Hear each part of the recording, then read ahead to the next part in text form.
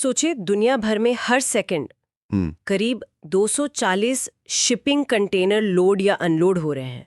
हर second? हाँ, ये एक बहुत बड़ी लगातार चलने वाली प्रक्रिया है। इसी से आपका फोन, आपकी कॉफी, शायद गाड़ी भी आप तक पहुंचती है। बिल्कुल, एक अदृश्य दुनिया है ये। आज हम इसी अदृश्य लेकिन बेहद जरूरी दुनिया की गहराई में जाएंगे। कार्गो, वो बड़े बड़े जहाज और वो बंदरगाह जो कभी नहीं सोते। हाँ, देखते हैं कि ये सब कैसे काम करता है। हमारे पास जो जानकारी है वो इस पूरी व्यवस्था की एक काफी दिलचस्प तस्वीर दिखाती है। चलिए शुरू करते हैं। तो सबसे पहले शुरुआत करते हैं उन स्टील के डिब्बों से। हम सब ने देखे हैं, जिन्हें कंटेनर कहते हैं। हाँ, ये सिर्फ बक्से नहीं है। इन्होंने तो जैसे ग्लोबल ट्रेड में क्रांति ला दी है। अच्छा, कैसे? इनका जो स्टैंडर्ड डिजाइन है ना, मतलब एक जैसा साइज और फिटिंग, हाँ, उसका मतलब है कि इन्हें कहीं भी किसी भी जहाज, ट्रेन या ट्रक पर आसानी से फिट किया जा सकता है। ये बहुत बड़ा बदलाव था। ओके, तो ये कंटेनर आते कहाँ से हैं? मतलब फैक्ट्री से सीधे? बिल्कुल, ये कारखानों से पैक होकर निकलते हैं, फिर इन्हें ट्रकों या कभी-कभी ट्रेनों से बंदरगाह यानी पोर्ट तक लाया जाता है। पोर्ट तक? हाँ, और यहीं से इनका असली समुद्री सफर शुरू होता है। ये एक तरह से इंटरमोडल ट्रांसपोर्ट है। एक ही डिब्बा बिना खुले जमीन और समंदर दोनों जगह चलता है। और पोर्ट पर पहुंचते ही वहां का नजारा तो बिल्कुल अलग होता होगा। मैंने तस्वीरों में देखा वो विशाल मशीनें। Gantry crane.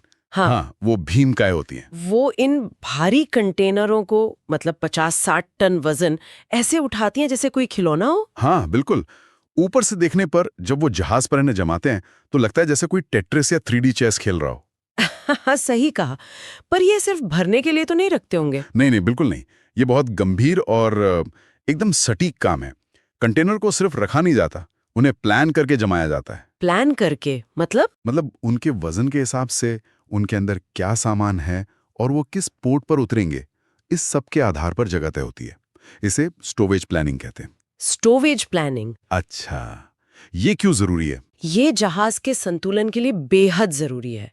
सोचिए, इतना बड़ा जहाज समंदर में जा रहा है। हाँ, अगर वजन ठीक से बटा हुआ नहीं है तो जहाज खतरनाक रूप से झुक सकता है।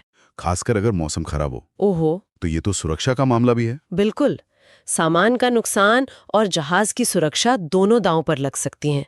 तो हर कंटेनर की अपनी तय जगह होती है।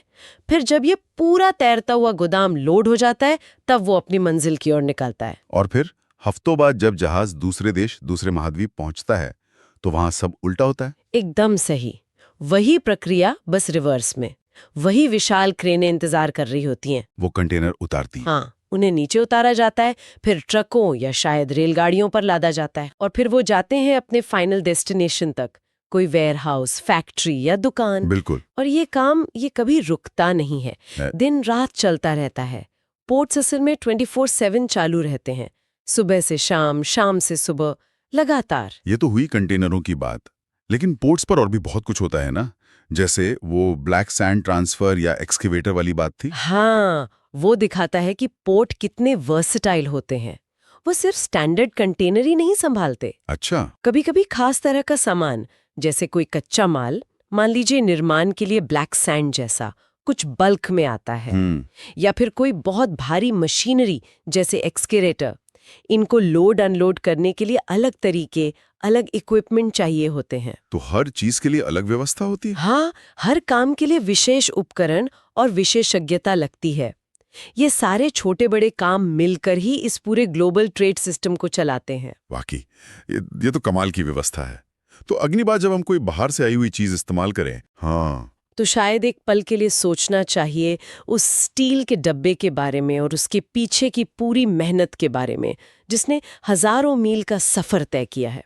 तो आज हमने देखा कि कैसे वो एक जैसे दिखने वाले स्टील के डब्बे ने, कंटेनरों ने दुनिया को जोड़ा है। हाँ, और कैसे वो बड़ी बड़ी क्रेनें इतनी सटीकता से काम करती हैं। और कैसे ये पोर्ट्स, ये बंदरगाह ग्लोबल ट्रेड के लिए दिन रात बिना रुके धड़कते रहते हैं। ये सोचने वाली बात है कि हमारी रोजमर्रा की जो छोटी छोटी सहूलियतें हैं, उनके पीछे कितना बड़ा, कितना जटिल और कितना कोऑर्डिनेटेड सिस्टम काम कर रहा है। सही कहा। हजारों लोग, इतनी टेक्नोलॉजी और एकदम सटीक प्लानिंग, ये सब मिलकर इस पहिए को घुमाते हैं।